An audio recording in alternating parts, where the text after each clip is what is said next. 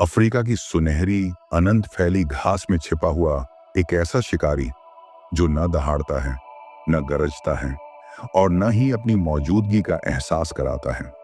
इसकी खामोशी ही इसका सबसे घातक हथियार है।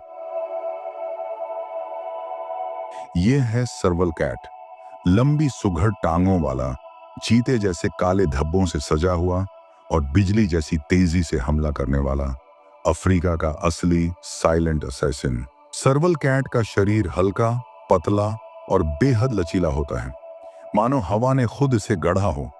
ऐसा शरीर जो बिना आवाज किए घास में फिसल जाए। इसकी टांगें किसी भी बिल्ली प्रजाति में सबसे लंबी होती हैं, जिसकी वजह से यह इसी शरीर की लंबाई से कहीं ज्यादा ऊंचाई और दूरी तक छलांग लगा सकता है। सर्वल एक ही छलांग में 3 मीटर हवा में उड़ सकता है, इतना ऊंचा कि उड़ते हुए पक्षी भी इसकी पकड़ से नहीं बच पाता। इसके छोटे नुकीले चेहरे पर लगे 2 बड़े कान जैसे 2 जिंदा रडार हों। हवा की हल्की कंपन, सूखी घास में किसी की सांस या जमीन के नीचे दौड़ते चूहे का बहुत ही महीन कंपन सर्वल सब सुन लेता है। यही कारण है कि यह अफ्रीका के किसी भी छोटे मध्यम शिकारी की तुलना में कहीं ज्यादा सफल होता है। इसका शिकार लगभग हमेशा सटीक होता है, क्योंकि हमला से पहले हमला का पूरा गणित इसके दिमाग में सेट हो चुका होता है। रात की गहरी कालिख में जब बाकी शिकारी ताकत पर भरोसा करता है, सर्वल सिर्फ अपनी सुनने की क्षमता पर भरोसा करता है। यह घास में झुककर अपने कान जमीन के बिल्कुल नजदीक ले जाता है, मानो धरती की धड़कन सुन रहा हो।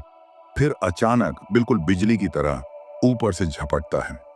वैज्ञानिक इसकी इस शिकार शैली को पाउंस हंटिंग कहते हैं, जिसमें यह पूरे शरीर के वजन से शिकार को एक ही झटके में दबोच लेता है। छोटे पक्षी, चूहे, छिपकलियां, मेढक, छोटी मछलियां और कभी-कभी बड़े शिकार के बच्चे भी सर्वल की इस घातक तकनीक से बच नहीं पाता। सर्वल का शरीर सिर्फ तेज नहीं है, यह एक लचीला हथियार है। इसकी रीढ़ इतनी नरम और मजबूत है कि यह हवा में कई बार दिशा बदल सकता है। छलांग लगाते समय इसका शरीर एक चाबुक की तरह मुड़ता है। पहले पंजे गिरते हैं, फिर सिर, फिर पूरा शरीर। सब कुछ इतनी सफाई और नियंत्रित गति से होता है कि कैमरा का फास्ट मोशन में भी मुश्किल से पकड़ पाता है। घास में छिपा सर्वल दुनिया के बेहतरीन कैमोफ्लाज मास्टर्स में से एक है। इसके गोल्डन पीले फर पर बने काले धब्बे इसे सूखी घास में मिला देते हैं। इसे पास से गुजरते जानवर भी नहीं पहचान पाते। इसी वजह से इसे घास का भूत भी कहा जाता है। यह न पैरों की आवाज करता है, न शरीर की।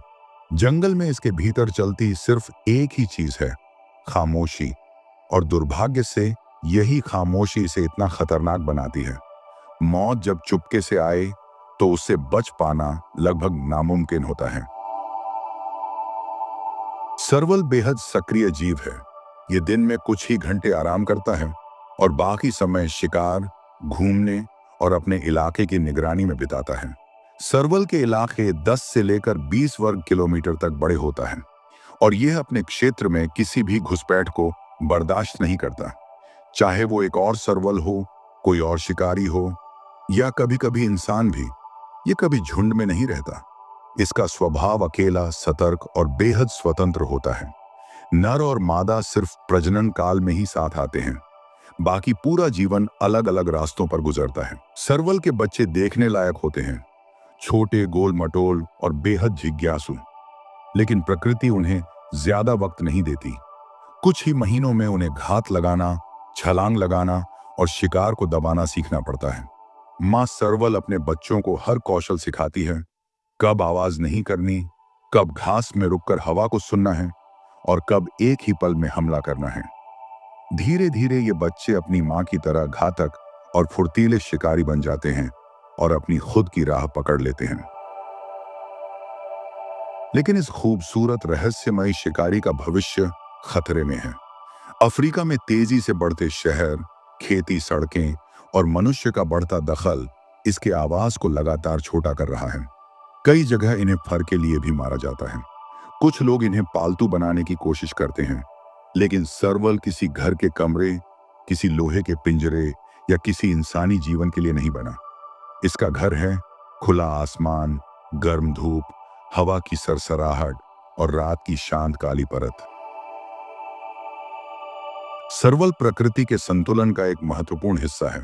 ये छोटे जानवरों की आबादी नियंत्रित रखता है, जिससे इकोसिस्टम स्थिर रहता है। अगर सर्वल जंगलों से गायब हो जाए तो केवल एक शिकारी नहीं, बल्कि प्रकृति की नाजुक कड़ी भी टूट जाएगी। सर्वल की कहानी सिर्फ एक शिकारी की कहानी नहीं, ये प्रकृति की अद्भुत कला और संतुलन का जिंदा प्रमाण है। इसकी आंखों में चमकती बुद्धिमानी, शरीर में भरी फुर्ती और शिकार करते समय दिखने वाली सटीकता, सब कुछ मिलकर एक ऐसा जीव बनाता है जिसे शब्दों में बांधना मुश्किल है।